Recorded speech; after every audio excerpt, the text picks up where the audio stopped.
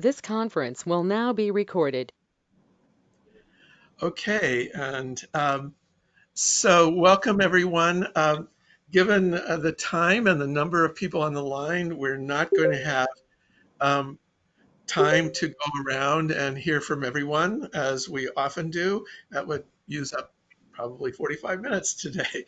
So I'm going to welcome everyone. This is a special version of our monthly global meeting of the Movement for Community-Led Development. I hope you're seeing my slide. If you're not seeing my slide, let me know.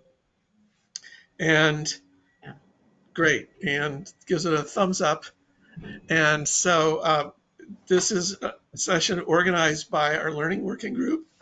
You'll see on the camera Sia and Matt, who are the co-chairs of that working group.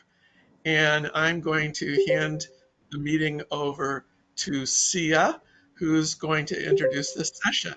So I'm going to turn off my camera if I can figure out how to do that. And then I'm going to stop sharing my window, and then I'm going to set up the first PowerPoint. Great. Thank you, John. I just want to check, is Hemlata on? I've seen our two other speakers. Yeah, she's on. Wonderful. Great. Thank you. Thank you, John. Thank you to everyone for joining us, and welcome to this session of the Learning Working Group of the Movement for Community-Led Development. My co-chair, Matt Lanil, and I are very excited about this. But first, just wanted to say I hope that you're all taking care, remaining safe and healthy in in these crazy times. I'm actually finding this call already to be quite comforting because it's usually a virtual call, so it feels quite familiar and not like a COVID-19 necessary video conference. So welcome to everyone. Just a reminder that the Learning Working Group is your space. It's an informal learning space to share experiences, lessons learned, mistakes made, successes achieved, and always, because there's never enough time, a place to at least catalyze further conversations. And today, Matt and I are pleased to have a focus on gender equality. Not just for this session, we should always have a focus on gender equality. However, this year is particularly special. 2020 is the 25th anniversary of the Beijing Conference on Women. Prior to the virus hitting all of us, this was a year to be focused on gender equality by the global community. And those of us working in that space are doing what we can to maintain that focus. We need the focus more than ever because as many of you probably know, that when there's a crisis, gender equality often takes the back seat. And we know very clearly that we need a focus on it, not just to cope properly with crises, but also in our recovery, that the cost of ignoring gender equality and persistent gender inequalities is just too high. So today, for the next hour and a half, we have a great panel of speakers. You all have the program with detailed bios, so I won't spend too much time on the bios, but just wanted to highlight, wanted to do a few highlights of our speakers. We'll have 3 speakers, and as is the usual format of these sessions, we'll have all the speakers present, and then we'll have time afterwards for questions and answers and discussion. Our first speaker is Tyrell Gupta, who I'm very proud to call my friend and colleague at the 3D program. Geeta is a senior fellow at the UN Foundation, and she's founder and executive director of the 3D program for girls and women. She serves on the board of Merck for Mothers, chairs the advisory board of Women Lift Health, a leadership program for women's leadership in global health. And she was a lead author for the Lancet series on gender equality, norms, and health. Previously, Geeta was Deputy Executive Director at UNICEF and for many years was the President of the International Center for Research on Women. Our second speaker is Hemlata Verma, who's a technical specialist on gender, violence, and sexual and reproductive health and rights at ICRW in India, at the International Center for Research on Women in India. She handles operations research, program evaluation, and has a grounding in gender analysis and capacity building. She'll be talking about a program that she works on, the Gender Equity Movement in Schools, which promotes gender equality and primary prevention of gender-based violence by engaging adolescents.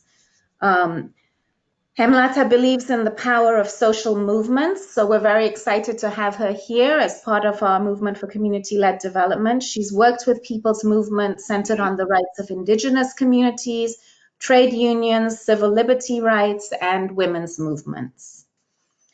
And our last speaker is undoubtedly familiar to most of you, Mary Kate Costello, Senior Policy Analysis with the Hunger Project, and one of her responsibilities there has been scaling up this movement.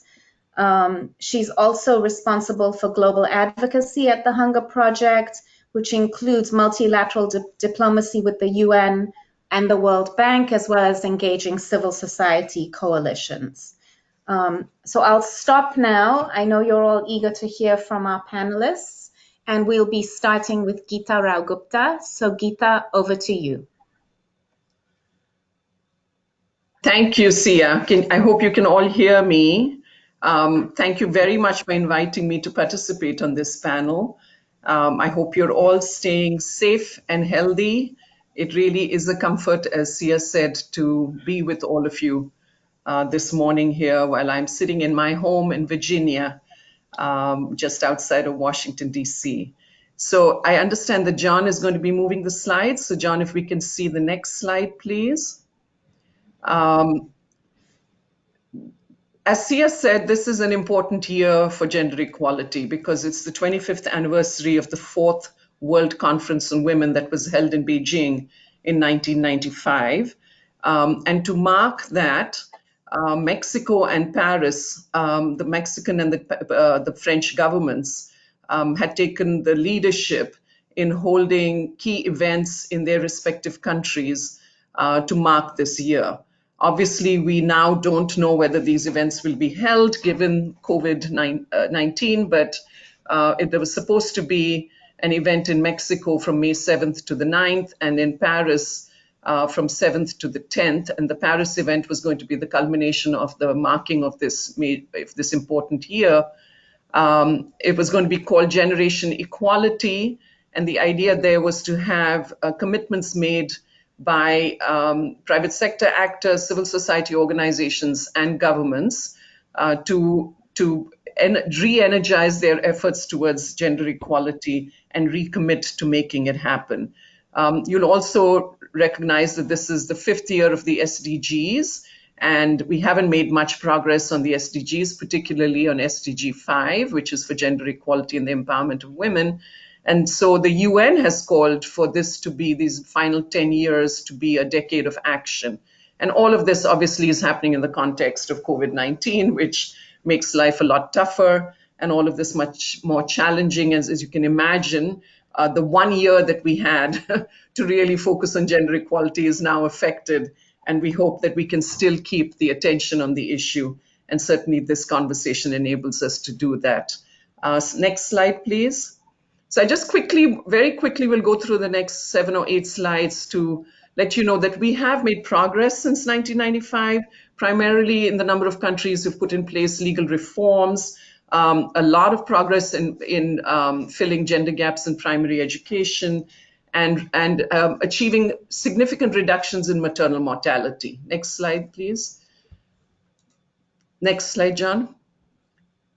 Thank you. But there are still persistent inequalities. And I won't go through each of these bullets, but just to say there are many issues that still continue to dog this field. So whether that's lack of representation of women in political participation, enormous levels of almost sort of an epidemic of violence against women that is it continues to persist, important gaps in health, and in economic empowerment as well. The gap in equal pay for equal work is still there. Women's labor force participation has stagnated in most countries and is even dropping in others. And women still continue to live in extreme poverty, much more than men. So, next slide, please. And it's costly to economies. And this is just, you can look at this in your own time. I will share the slides with all of you, but violence against women, child marriage, and the low female labor force participation are just three that I've used as examples to show that it affects economies to have these things happen. Next slide, please. The program that I'm going to talk to you about today, which is the 3D program for girls and women that Sia and I work on, is focused at the moment in India, in Maharashtra state, in particular in Pune city and Pune rural district. So looking at India in particular, you know that India has had persistent gender inequalities, particularly the sex ratio at birth is very unusual, less females than males. Child marriage continues to be a problem both nationally as well as in the state of Maharashtra, which is shocking given that Maharashtra is pretty well off economically compared to the rest of other states in the country. Secondary education still continues to be a problem. So while gender parity has been achieved at the primary level, at the secondary level, and in higher education, it hasn't been achieved yet. India is particularly problematic with regard to female labor force participation rates because some of the data shows that, in fact, it has reduced over time rather than going up. And violence against women, I'm sure you all read in the press, a lot of the physical violence, the sexual violence that's occurring both in public and private spaces. Next slide, please. And why should India care? Because India has also joined in on the commitments to various global agreements, and these are just examples of those. So the Indian government is quite concerned and is looking for ways to be able to meet their commitments more efficiently. Next slide, please. So now to come to the crux of this presentation, which is the 3D program for girls and women. That first bullet there describes what we are trying to do, which is really focusing on local governance, looking at local governments at the district level, at the block level, the way in which India is divided up, but locally, to help them work more efficiently across departments and in partnership with civil society and the private sector to strengthen women's access to programs and schemes that the government invests large amounts of money in. And to do that primarily by strengthening women's participation in local governance and amplifying their voices to hold government accountable, to provide feedback to government on what's working and what's not working on the ground, because they are the primary beneficiaries of those investments. We refer to this as convergent action because we're looking for government to work across sectors, across departments within government, but also with other partners. And as I said, we're focusing on Pune district in Maharashtra state, India. In my presentation today, I'll focus mainly on our rural program, though we also work in the city. Next slide, please.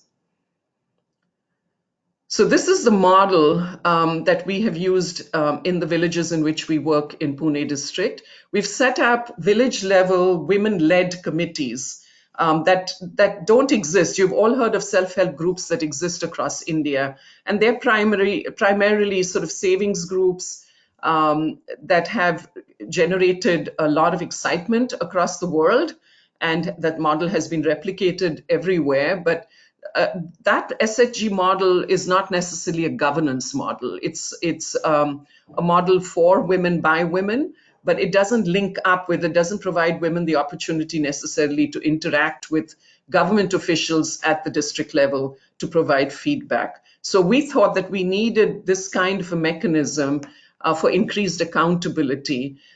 This mechanism, the way we've set it up, also sort of invites frontline workers of the government, the ASHA workers, the Anganwadi workers, the workers in India who represent different programs of the government at the village level to participate in those committees as well, because they also are isolated and siloed in the way they function.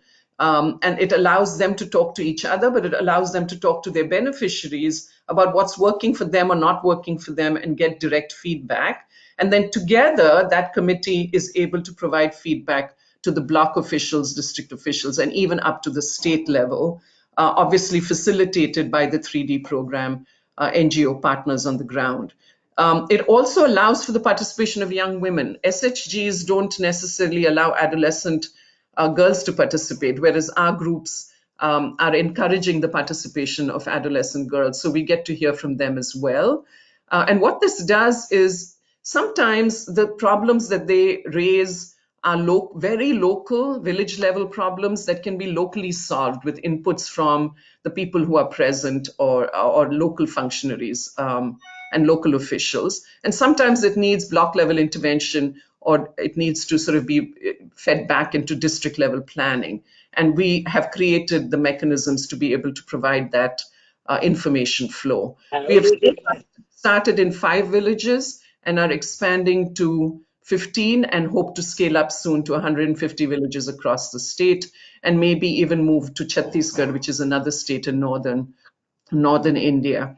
And the way we're hoping to scale it up is to establish a rural women's fellowship program by using women who are already leaders in self-help groups and self-help group federations, encouraging them to serve in the role that our NGO partners currently serve, so that they can organize women at the grassroots level.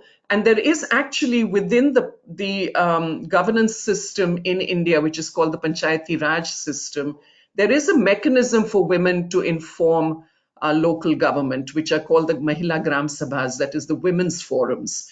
That mechanism exists on paper, but Mahila Gram Sabhas are almost never held.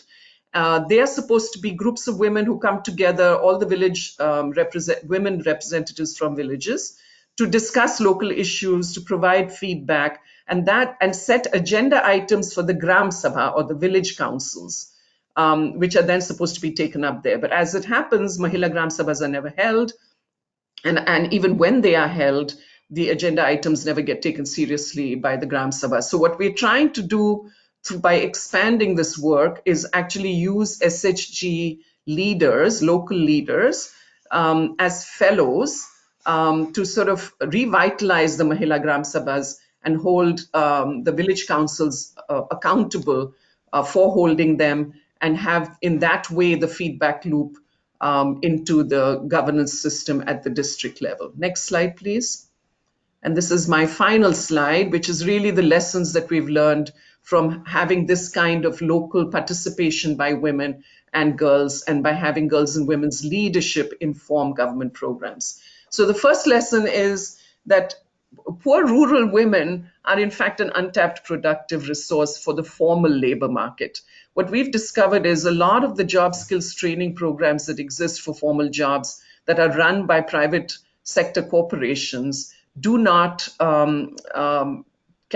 reach rural women. So they cannot participate in those programs because of distance constraints, transportation constraints, cost constraints. And so we have actually demonstrated through a pilot intervention by partnering with a university in the city and a corporate entity that provides this kind of job skills training program, and have sort of come up with an innovation, which is, instead of doing a part-time job skills program in the evenings, to do it as a full-time program in the summer months when a university dormitory is free and available, and to have the rural girls and women come into the city for a period of 40 days, 45 days to participate in a full-time program, and that enables them to participate so that they don't have to be transported every evening, which is what the constraint was. We have demonstrated that this works, that this can be done. It needs particular inputs, but it's a model that we are now trying to share with other corporates and with the government, so that rural women can participate better in job skills training programs. The second lesson is that women's time is precious. As you may have heard, there's a lot of entrepreneurship programs everywhere around the world, but particularly in India. And women run small with microfinance, run micro enterprises, etc. But the products they produce are often not marketable. There's no market linkages that are provided for them. And so their time is wasted. So the point we are making is that women's time is precious. Don't have them weaving baskets and doing embroidery or sewing things that cannot be sold, or producing chutneys that have no markets, that get them involved in a supply chain that actually can give them some income. The third lesson is that women's voices and opinions have policy value. You will be impressed if I were to share every example, and time doesn't permit me to do that. But the feedback that women as beneficiaries of government programs, the feedback that they have provided, which we have taken up to the district level, has actually reshaped government's thinking and planning for their schemes and programs, and has given them valuable input which they have really treasured. It's surprising the extent to which they don't have access to those opinions and those voices. So we really believe that if we can institutionalize these mechanisms and these feedback loops, that it can have tremendous policy value.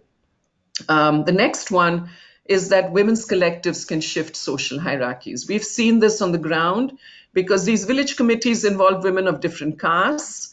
It brings the head of the village council, the sarpanch, into these collectives to listen to the women, and the women tell them what their demands are.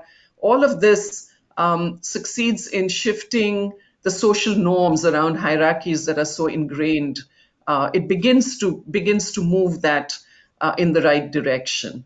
The next one is that women need choices. And I'll give you just one example that came up in the village committees, which is a menstrual hygiene management program that the government runs called Asmita, which was providing disposable sanitary napkins for women at a very low cost.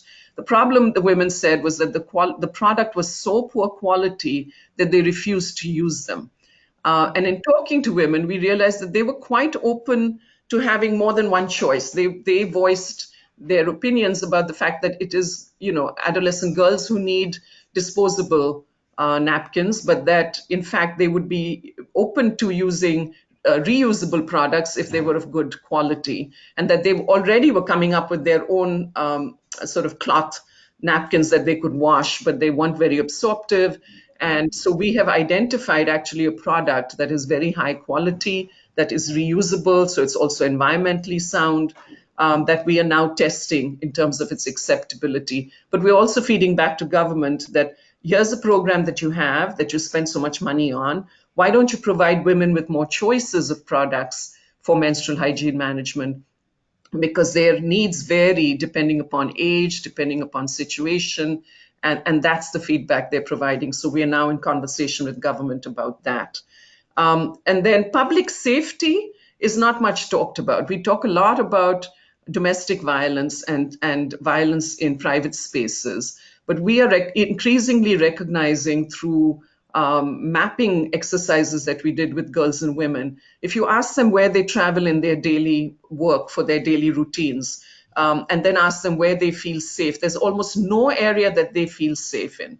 And that affects the decisions they make about which services they access and how they spend their day. So public safety, according to us, is one of the biggest barriers and constraints to women accessing services and programs, and we are trying to address that as well. And finally, the whole need for having a convergent approach to programming across sectors, across departments, is because women have multiple intersecting needs. And often investments that the government makes in one sector are realized in another sector and then never get counted because the two departments don't talk to each other. So we are discovering, for example, that enrollment in higher secondary education is not as good as it should be, despite a demand for it from girls and parents, because of transportation limitations, because the public transport bus schedules don't match the timings of colleges and schools, high secondary schools. So it's a simple problem that we are trying to resolve just by talking to the head of transportation in Maharashtra state. And he sort of is surprised that he had never heard that. It's easy enough to fix. Those are the kinds of things that could get resolved if you had departments talking to each other. So let me stop there. I know I've probably gone over time, but I had a lot to talk about and would be happy to answer any questions. Thank you. Thank you, Geeta. It's great to hear about the work that we're involved in. It's always nice to hear about it, even if I'm involved in it firsthand. Particularly the focus of strengthening government systems and accountability by actually facilitating women's participation in the processes that actually directly affect them. We're going to shift gears a little bit now to a focus on actually engaging young people. So I'm going to invite Himlata Verma. Over to you, Hima. Hi, Sia. Thank you so much for the kind introduction. You were really kind with the words in introducing me. And good evening to everyone from India. And I think we all are in different time zones. So some of you have just started your day, right? Thank you, John, navigating through the slides. I think we can go on to the next slide. So today, I'm going to talk about, after like Geeta has gone already in depth about her observations on the need to still continue to focus on the issue of gender equality, and how this year is so important, and given the larger context of COVID-19, how we may lose some time and some focus during this year to continue to focus on the issue of gender equality.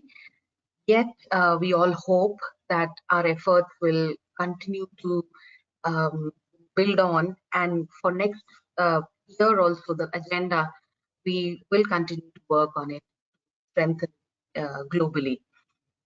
So in that context, I'm going to talk about a program. It's called the Gender Equity School. It's a school-based program which is with both adolescent girls and boys, actually in the age group of 12 to 14 years, and where the idea is to foster gender equality, redefine masculinity, and primarily prevent gender-based violence. And it's a program which has almost been active for almost now over a decade, which started in the municipal schools of Mumbai in India. We can go to the next slide, John. The GEM journey, actually, we try to plot it on the global map, and we'll see a lot of it. The program has been at many places. It has gone to Southeast Asian countries like Philippines, Vietnam, also in Bangladesh, and at many places like in Maharashtra, it was kicked up across 20 schools, government schools, after being piloted in schools, the urban area of Mumbai. And currently the program is ongoing in Rajasthan, where we have started to work with Rajasthan, again in government schools. So the experiences and the learnings from this program, I would like to emphasize, are mostly going to come from the public run government schools. Because at every place wherever the program has functioned, it functioned with support from the institutional support from the state governments or the national governments of that area. And that's the very basis of the premise of the program, was that you need to strengthen the perspectives and actually commitment of the institutions. Here in this reference of this program is the education institution, for it to be institutionalized. Sorry. So we can go on to the next slide.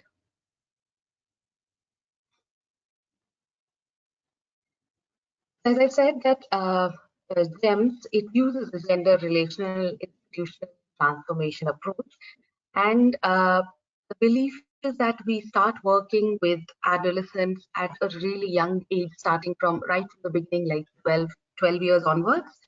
And so far the program has been implemented with adolescents from 12 to 14 age group, and in India it's at other places also. It is in the classes from 6 to 8, and it happens within the premises of the schools, and using a gender transformative approach where the focus is on shifting the power balance in relationships between the males and the females, and challenging the inequitable norms in their own lives, individually in the students' lives, and then at the institutional level, at the school level, and further larger education system level. Next, please.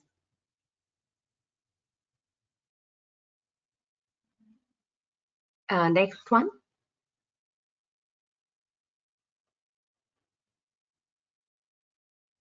John, could we go on to the next slide? Sorry. Yes. So, excuse me. Sorry, the previous one. The previous slide, John. Sorry.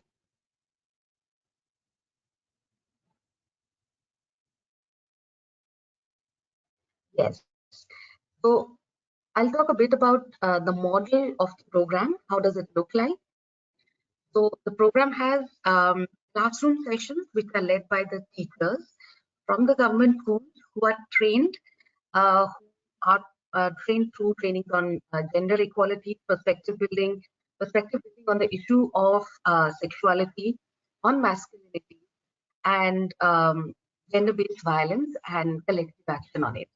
And it has the core issues of gender equality, masculinity, sexualities are actually woven together through life skills such as communication, assertive communication, respectful relationships, and how do you express your emotions, dignity and respect for the other person, and yet express yourself very clearly.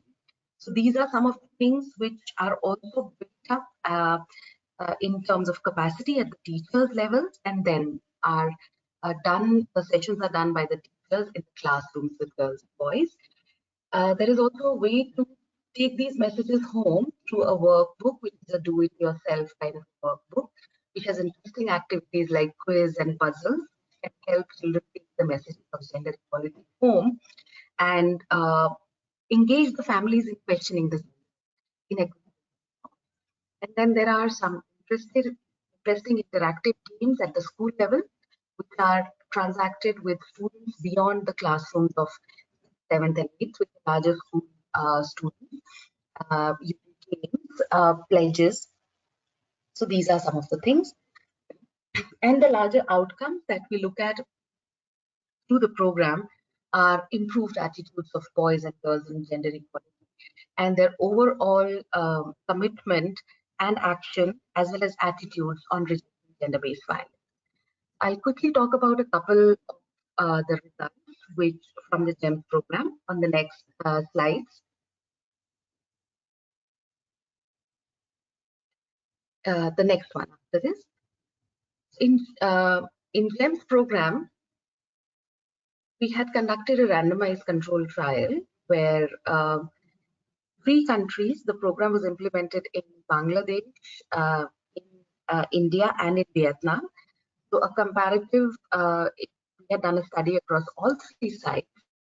And the main findings from this study were very encouraging, that when we start working with adolescents in the age group, really young in this program, so what changes is, the next slide, please.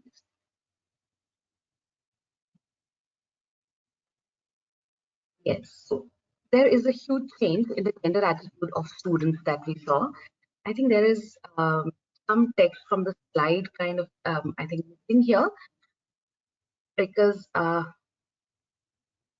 okay, I'll just explain that we use the GEM scale, the gender equitable men's scale, to measure the gender equality level perceptions, attitudes of children as well as teachers. But this is the data pertaining to children. And we saw that over the 2 years of program intervention, after exposure to almost 24 sessions on gender equality and violence prevention, we saw an increase in the gender attitudes of children on the issue of, there were statements such as women should also take care of children. The primary role of women is to also take care of children, even if they are working. And there were statements on violence that it's okay to hit a woman and for any fault. these are some of the statements on which we saw that children started to show positive gender attitudes. That means they were rejecting the inequitable and rejecting gender-based violence as well. The next, on the next slide,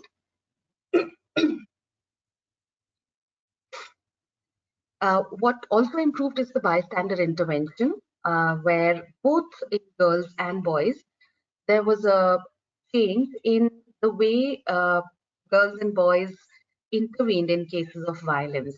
While we saw at the baseline that girls and boys were intervening in negative ways, that they would hit the students in order to prevent them from doing something wrong, or from, if there is a boy harassing another girl in the school or on the way to school.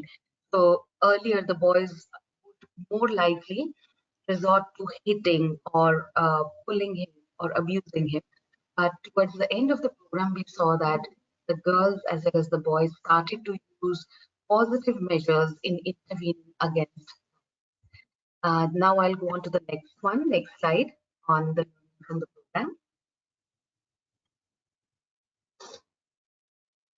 Next one. The learnings are at three levels. First, I would start with children, students of the age group of 12 to 14. So there, when children start understanding the issue of gender-based violence, they are very quick in understanding how do the power dynamics between people of all genders and different even sexual identities. They start understanding that how do the power equations happen and how do they shift once people start understanding and expressing their dissent over inequitable gender. And children start sharing their individual lived experiences of having faced discrimination, such as lesser food being served to girls at home, or girls being sent to government schools and boys being sent to private schools. Those kind of things also come out in discussion. When children start understanding, they start reflecting their own lives. The other issues on which we see that yes, children have started to understand the issue of gender-based gender discrimination and inequality is that they start articulating the issue of what is a safe space for them to discuss about this issue. We say very clearly that issue is not, we are not able to discuss it at home for girls because they may be barred from coming. They start saying that we face violence in school, or especially sexual violence in schools or on the way to school. And similarly, if boys start saying that we face violence, the teachers hit us, so the parents are more likely to say that you deserve it. So there is, children start speaking that we never get any solutions at home. So there is no space to speak about these things. And school and the classroom, along with the teachers' presence, starts becoming a safe space for them to talk about these issues. The next slide I'll talk about is for the teachers and facilitators. The teacher, who's the main facilitator, the person who leads the sessions with the students. And I also mentioned earlier that we do in-depth gender training with them. So building their own gender perspective is really important. Ultimately, the idea is if they start believing the issue that there is a problem if we treat women and men and girls and boys differently in division of work, or in justifying violence, or in justifying power in roles at workplaces, or even in the playground, then there is a problem in it. So similarly, just as the students start with their own lives, even in the teachers' trainings, we see that when changes start happening, of course, everyone doesn't change at the same level. And everyone doesn't come out and say, yes, I have changed, and yes, I believe that gender inequality is wrong. A lot of them change out of their own volition as well, because they will not always express that, yes, because you told me. Working with teachers is also very difficult. You're going from outside of the education system. Teachers are already in the education system, and they know have also that the larger feeling and the assumption that they would be caring for the children in the best way, and even they see corporal punishment as way of disciplining. Helping them to break down those norms, unpack those, and then challenge them is a really difficult process, and it happens at different levels. Male teachers not express things very clearly, because mostly whenever the government sends the teachers, as soon as you say it's a gender program, they will send female teachers.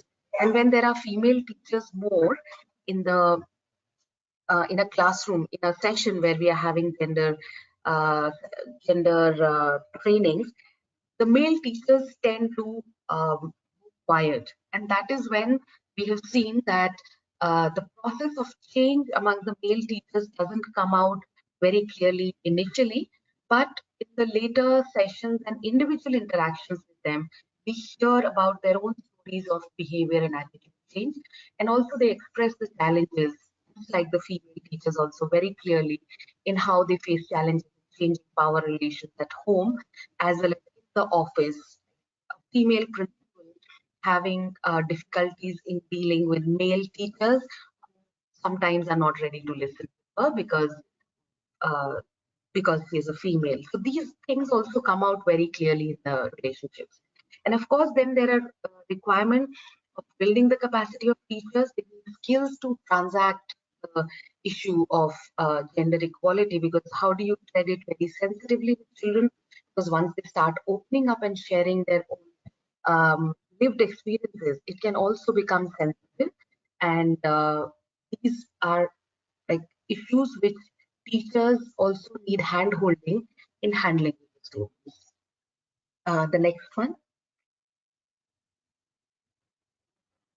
I think I have mentioned a couple of these things in context of teachers as well as students.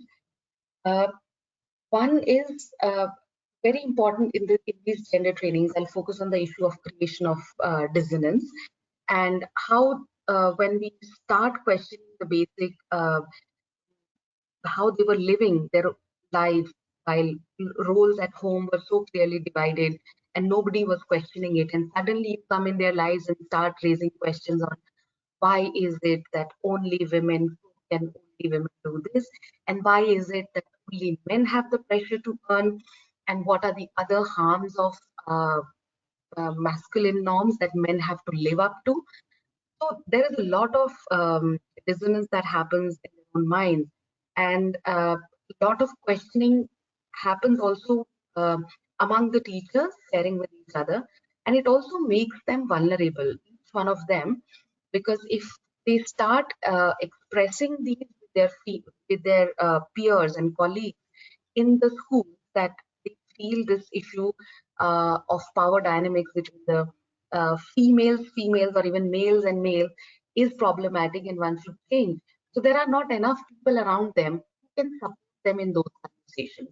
And that is where the role of people like the program staff who works on these projects come in, work very closely, like field facilitators at the level of schools, constantly have conversations with teachers on a weekly basis so that they can open up about their own issues that they are facing in their lives, because they have started to question things around them, and probably other teachers or their family members are not understanding them and have probably started to make fun of them, or have started to ignore their any kind of initiatives, bring in little change, or even express that hitting is not wrong. I will not use corporal punishment in school.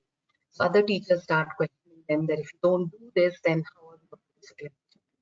So in this difficult journey, one thing that they constantly require is someone, the teachers as well as the students, constantly have conversations and reflections on the issue. The next one.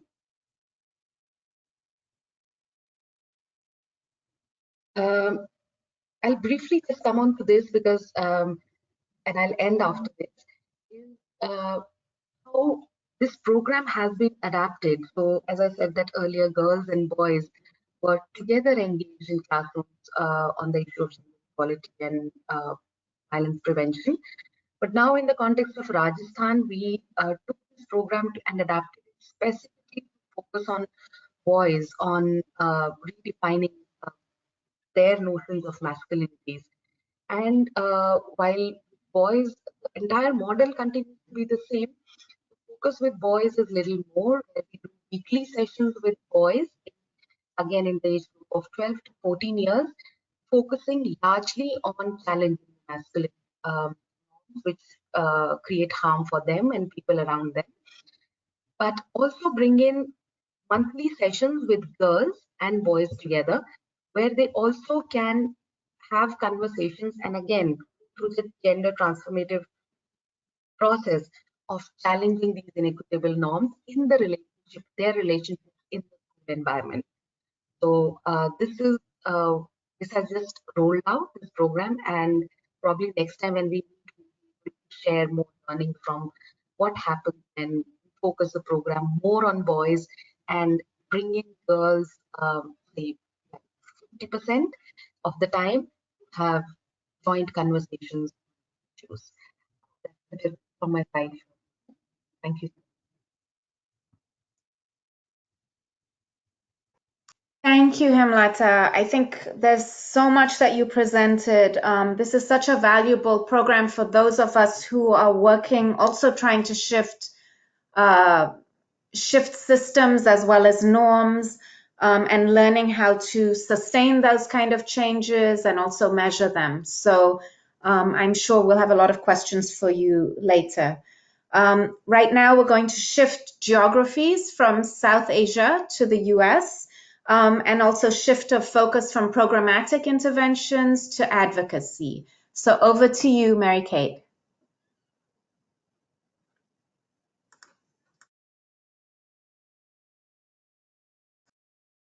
Mary Kate, you're muted. We're not hearing you. Good morning, everyone. It's wonderful to be with you. And even though we're at home, I still tried to wear my Hunger Project blue today. So though you'll be looking at the slides, I'm in spirit behind the computer screen. And it's an honor to speak amongst such successful and brilliant women and hear about the really important and critical work that's being done in some of the most unequal parts of the world, especially South Asia. So these slides are very black and white and basic because it's all about policy, which can be dry. But I have just a few slides I want to take you through to talk about a new piece of legislation that's moving through Congress right now, specifically the Senate, called the Girls Lead Act. And the Hunger Project, along with a few other members of the movement, World Vision and Save the Children being a couple of them, pulled together a piece of legislation that would essentially mandate into U.S. government foreign development assistance the need and requirement for girls and young women's civic and political participation. And what's incredibly important about this in the context of community-led development is that I know the Hunger Project believes it has seen, along with several other organizations, that community-led development cannot achieve its goals unless there's not a particular gender focus. So if you don't have this important gender focus, especially the civic and political participation of girls and young women, then eventually the efforts may drop out of the bottom of your work. So what has so far, and we're really excited to share, luckily become a bipartisan piece of legislation. This first slide, and it's many more words than I prefer to put on a slide, but I just wanted to give you a quick snippet of what this policy looks at. These are the 6 statements of the policy, and I'm not going to read through them. I assume that you can look through them, but essentially just to skim with you, it's going to ensure that adolescents from incredibly marginalized populations, and also including boys, but especially girls, will be participating in their societies, that they can actually become agents of their own change in their communities and help their countries get to self-reliance. And this means that there'll be a particular focus on adolescent girls and teaching them not just how to take up leadership roles in their communities and maybe later run for local government, but how they can also hold their decision makers to account, their local officials to account, and help even influence decision making in their communities and in their households. So really pulling these leadership pieces even right into the most localized piece of a person's life, and that's right in their very home. Also making sure that they'll be included not just in these important pieces of the projects, but also in the US government's evaluation of these projects, and making sure that they can do adaptations to programs as needed. John, you can go to the next slide. So you can see here that I pulled from, and if you just keep clicking through, John, we'll get to a nice bullet list. I tried to be a little fancy and do some transitions since it is, like I said, the black and white policy slides. So I wanted to go through and just give you a quick at a glance of what will really be bringing out community-led development from this very important Girls Lead Act, this leadership, empowerment, agency, and development. And the first is the civic and political knowledge, the advocacy and leadership, the leadership opportunities. But I love this one of intergenerational mentorship opportunities. In so much of the global South, in these very destitute communities, there is a long-seated culture of generational hierarchy, of ostracization between generations, and sometimes this can also keep people at younger ages from taking up leadership roles. So the inclusion in this US government legislation that in our foreign development assistance, we would really in culturally appropriate ways push for intergenerational mentorship opportunities is so critical to help blend the generations and seamlessly bring people up through their lived life cycle experience. Supporting meaningful political participation and engagement in civil society, addressing the barriers to what the civic engagement might be. Is it exclusively just that men are only keeping those roles? Is it mostly because it's the lack of intergenerational engagement? Is it just the lack of political rights awareness? Looking at it in a context-specific way. And then integrating the engagement of community leaders, religious leaders, and schools. So making sure that we're not just having the US government and its important mission counterparts going in and delivering the programs, but that there's a really appropriate community-led bottom-up aspect in this foreign development assistance so that there's agency and engagement of implementation with community leaders, religious leaders, which is critical because most people in developing contexts are people of faith. So working through religious leaders is very, very important and can really help penetrate society. And of course, schools, so we can help implement this as children are in schools and start to change behavior. I can go to the next slide, John. And there are two pieces that I'm really particularly excited about as it concerns what this will mean in systemically strengthening community-led development in US policy. And that's the integration, I mentioned it briefly before, but the integration of feedback from these program participants in the monitoring and evaluation and learning processes of the US agencies that will be implementing this. So USAID, for example. And making sure that they're not just program participants, but they are active contributors to the monitoring and evaluations process. And then there is an active role and adaptation that's done to make sure that the programs continue to evolve and remain as relevant and appropriate as possible as time goes on in this empowerment process and civic leadership process. And the second is that there will be a if this passes, which it's looking like it will, there'll be a dedicated aspect of supporting girl-led and girl-focused civil society organizations, ensuring that there are flexible and sustainable funding models with technical support. And this would particularly fit greatly with USAID's transformation focus on the new partnership model, whereby organizations that have either never partnered with USAID before or have never received more than $20 million will finally have the chance, especially in this case, girl-led and girl-focused civil society organizations. So really making sure that there is a devolution of money into the hands of these organizations that get down to the bottom-up level as efficiently and effectively as possible. And we recently held, in celebration of International Women's Day, alongside World Vision, Save the Children, Child Fund, and Vital Voices, an event that brought together 75 or so people on the Hill. So if you've been on the Hill before, that's essentially standing room only for many of the House reception rooms and committee rooms. And over 30 of the people in attendance were congressional staffers or congresspersons themselves. And one of the supporting Republican congressmen said he hasn't seen a bill that's as bipartisan as this in a long time.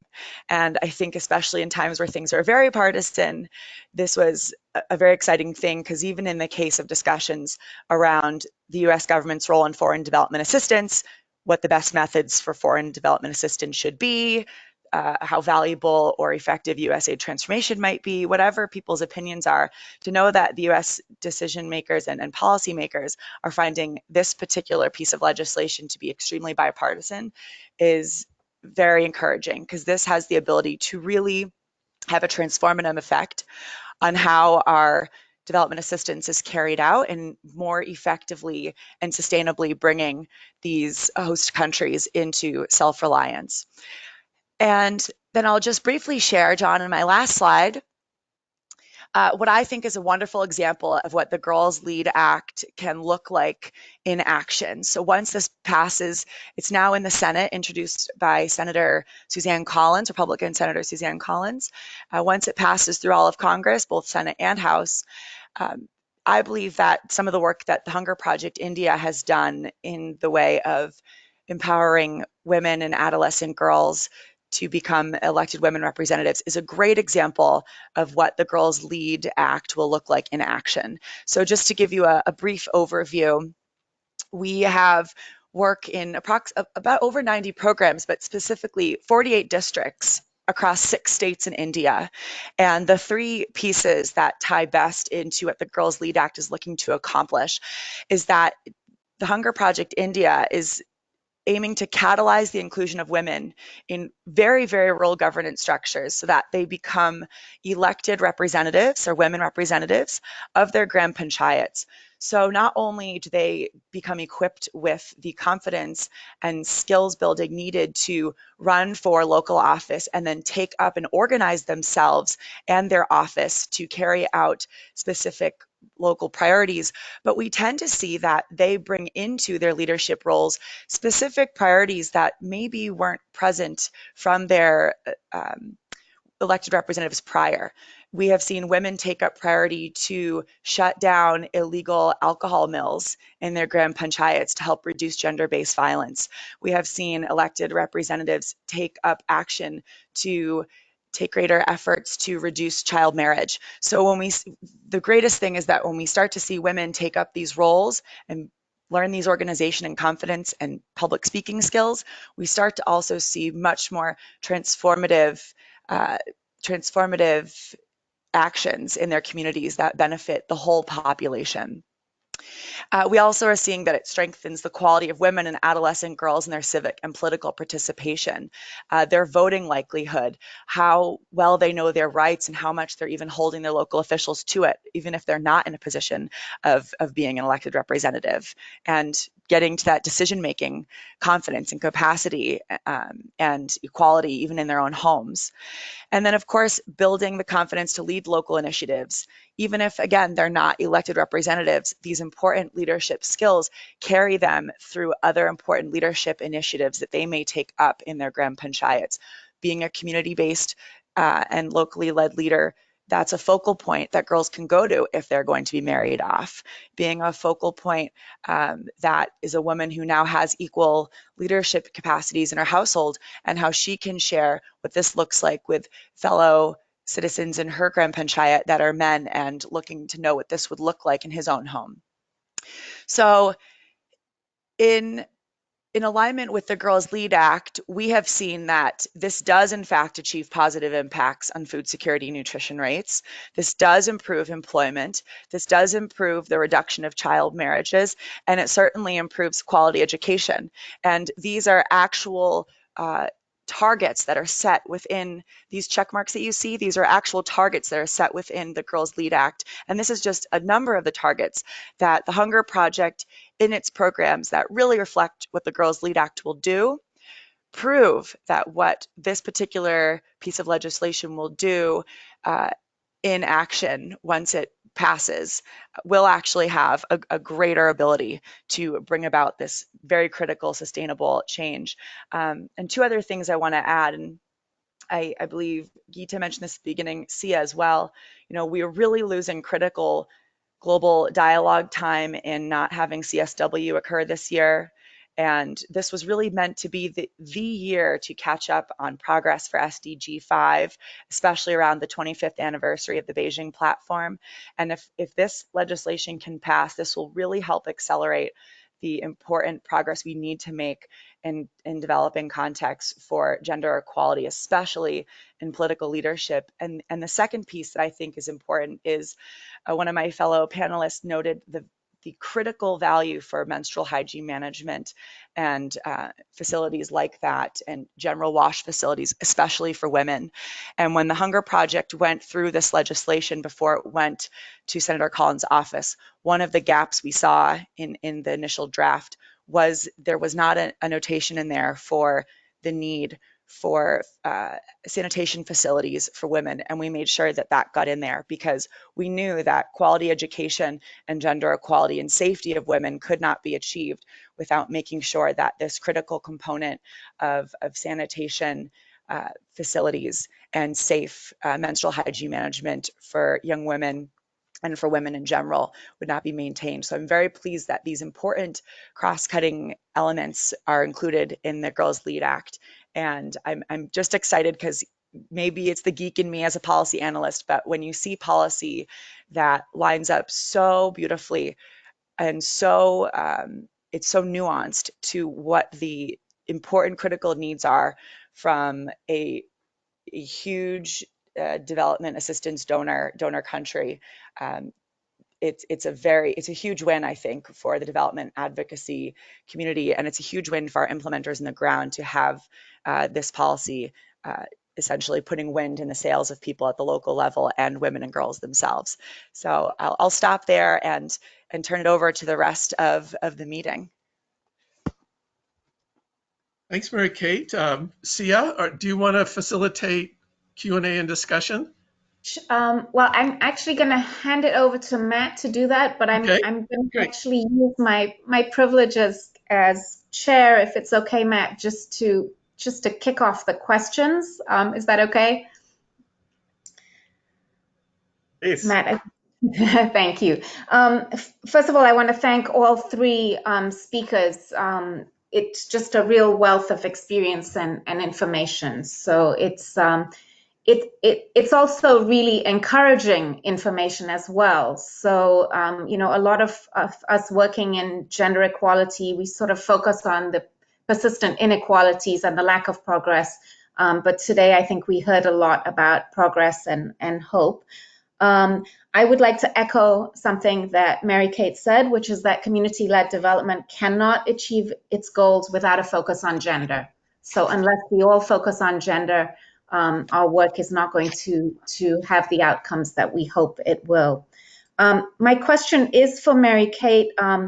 It's very exciting to hear about this act and the fact that it will lead to flexible funding from one of the world's largest development donors. At the 3D program, we are doing multisectoral work, and one of the challenges that we found is that work on gender equality requires multisectoral interventions and multisectoral funding. And I'm wondering if built into the design of the Act, you have multisectoral targets, you have targets that are crossing all sorts of sectors. What is the mechanism for funding across sectors? Thank you. Sure. So this act is meant to be implemented across any relevant U.S. agencies, so not exclusive to USAID. So that's one quick explanation for how it can be implemented through the US government on the ground. It is meant to be multi-sectoral in its targets. I'm actually going to open it up right now and make sure I name out several of what those areas are to be a bit more specific, because it's recognizing the importance of not just the girls' leadership, but what this means in making sure that we're looking to seek evaluation and monitoring for indicators in various sectors. Let me just make sure I pull up to the correct bit here. So bear with me for a moment. To give an example, in the case of education, it'll look at not just school enrollment, but also youth literacy, adult literacy, life expectancy, access to clean water. It would be looking at making sure there's appropriate enabling environments, the creation of the implementation of the strategy, the creation of the metrics, and the monitoring and evaluation of program interventions would be done in consultation with civil society. And this would specifically include girl-led and women's organizations and local civil society in the partner countries, which I think is a very crucial component of how this can be measured, strategized, and especially, like I said, that creation of the metrics, because this needs to probably be adapted per context, and even in some countries per region. So that is one very, very important aspect for the measurements. And to a bit more of the cross-sectoral pieces, I mentioned briefly reliable sanitation facilities, but also looking at mobility constraints, adolescent maternal mortality, unequal childcare burdens, malnourishment, displacement, harmful social norms, child safeguarding provisions. It really covers a full gamut of all of the things we need to see that would help us improve these more sector-specific targets in areas like food security, nutrition, improved income generation, and improved employment, and even health targets as well, that are a result of what some of these particular goals are. I hope that helps answer the question. And I will right now also in the chat send this actual text link through, because I think this is probably one of the best pieces I've seen come through Congress in a long time. Also, Sia, this is John Coonrod. It's the congressional act shouldn't specify how they cross sectors. That's the problem of the executive branch. It just demands that they are able to report on these things. But recently we've seen under this transformation a number of cross-sectoral leadership teams set up around nutrition, around other key priorities in USAID. So I think they've begun to establish those cross-sectoral mechanisms that have been missing for so long. Thank you. Thanks. That's helpful. Thanks for kicking off the discussion, Sia and Mary Kate. Again, my name is Matt Laniel. I'm Learning Work Group co-chair. And thank you to all our speakers for taking time out of their morning and evenings to offer some great examples of hope and progress. Also pointing out the big challenges that are on the horizon as well. I'd like to continue the Q&A here. We have a couple questions that even came in, or comments and questions that came in on the chat. So I think that's a good as place as any to continue. Holt, I see a comment from you. I don't know if you're still on the line, if you want to make your comment. Hi, no, yes, I'm online. My comment was simply when I kept hearing about a little bit more about the initiative, the advocacy initiative, immediately jumped to another network that we're a part of, which is Youth Power. Youth Power, it's actually led by a number of NGOs, and it's also a network for practitioners that it's focused on youth and how to have meaningful participation of youth in programming and also leadership. They have several strands. They have a research learning agenda. They're doing youth measurements for several of the soft skills that are hard to measure. So there was a lot. I thought it would be a good another platform and another group where we can link the work and make amplify the voice. So it was just a suggestion, and I can actually make the connection afterwards for anyone from THP, maybe Mary Kate or someone. So yeah.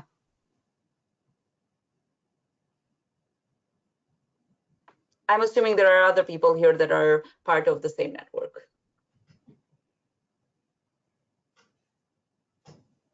Great, thank you so much for offering up that connection, and I'm sure we'll be take advantage of that opportunity if we're not already connected. We also have another comment here in the chat, and please also feel free to chime in, but from Santosh. So if you're on the line, if you want to ask about the comment here, I think it's relation to the GEMS program.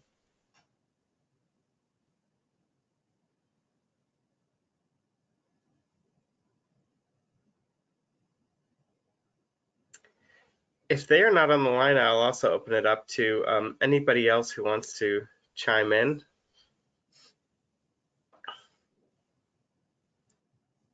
Yeah, just unmute your phone, hover over it, make it turn green, and then you can speak up if you have a question or comment.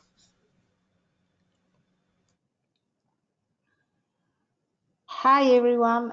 This is Diana from the Hunger Project Mexico.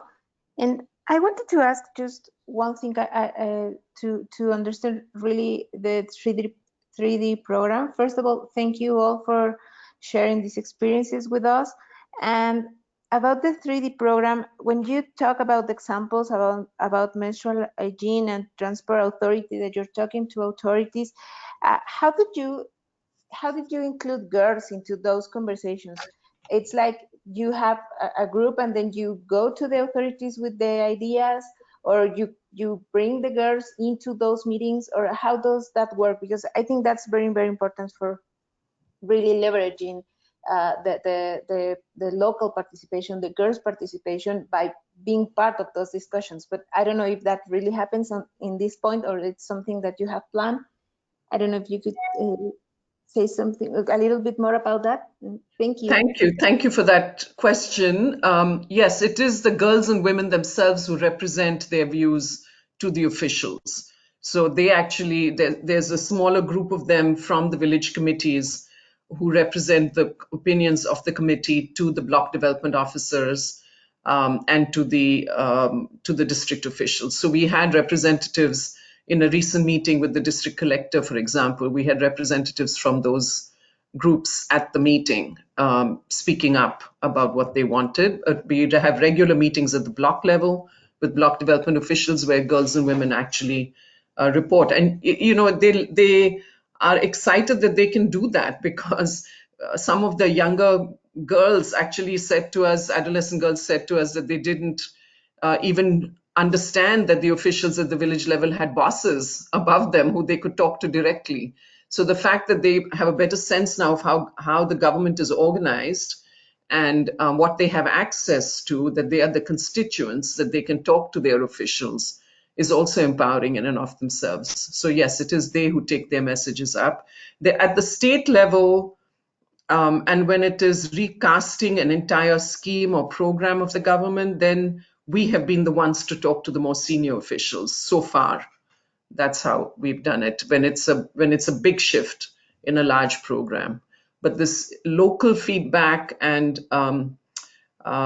sort of beneficiary feedback is provided directly by the girls and women themselves. Thank you, Gita.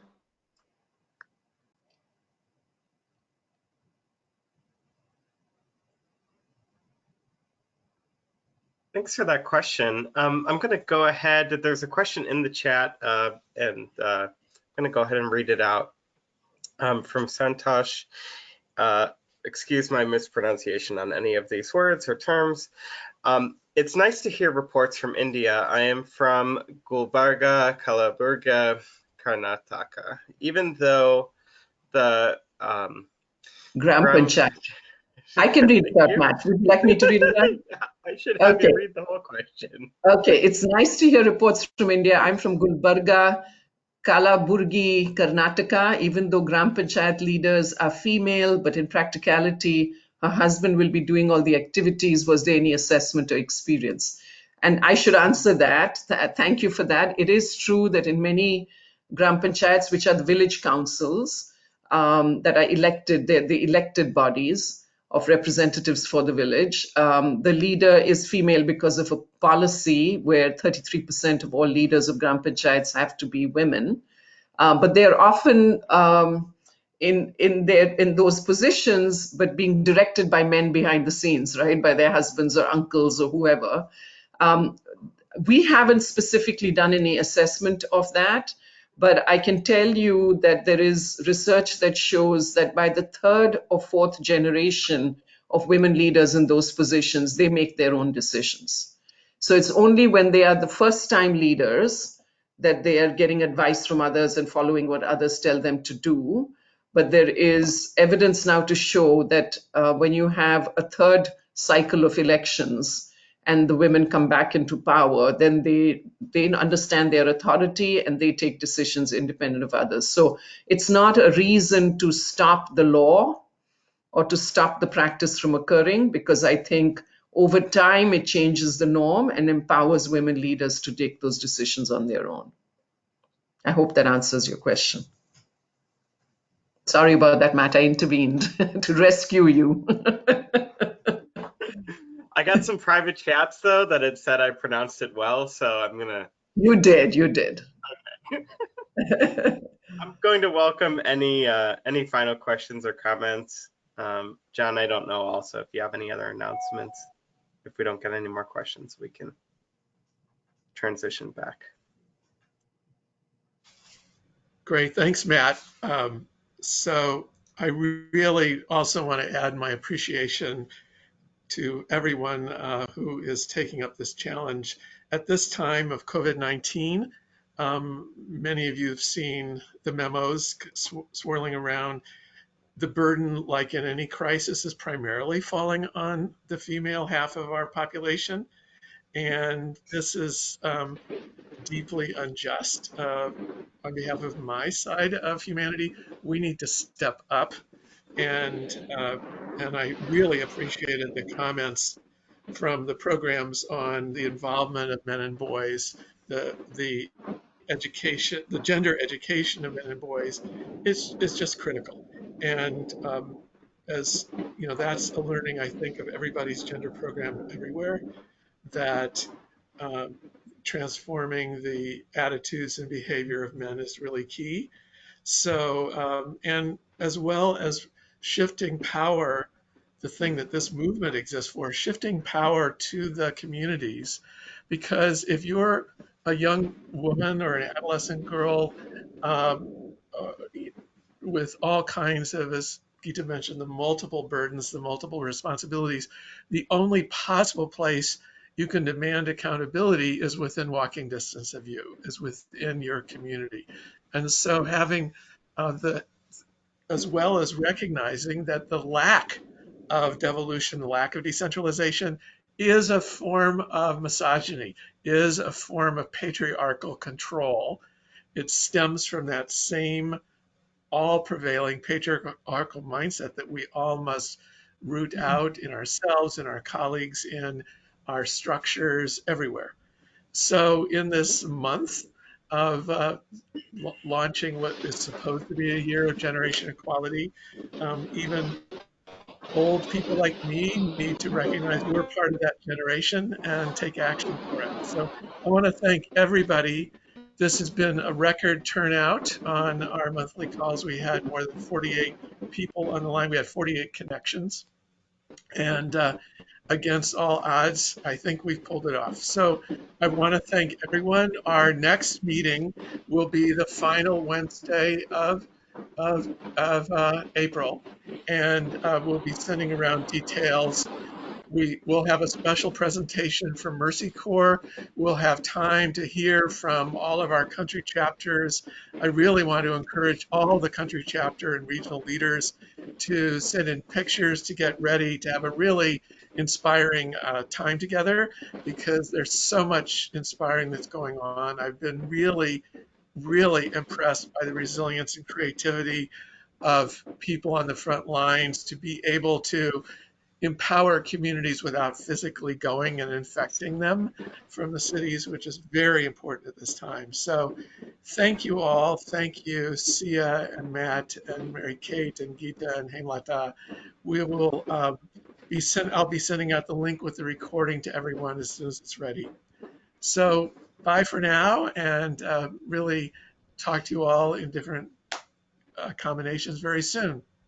Bye, Thank you. everybody. Thank you. Bye-bye. Bye. Thanks. Bye, Bye-bye. everyone.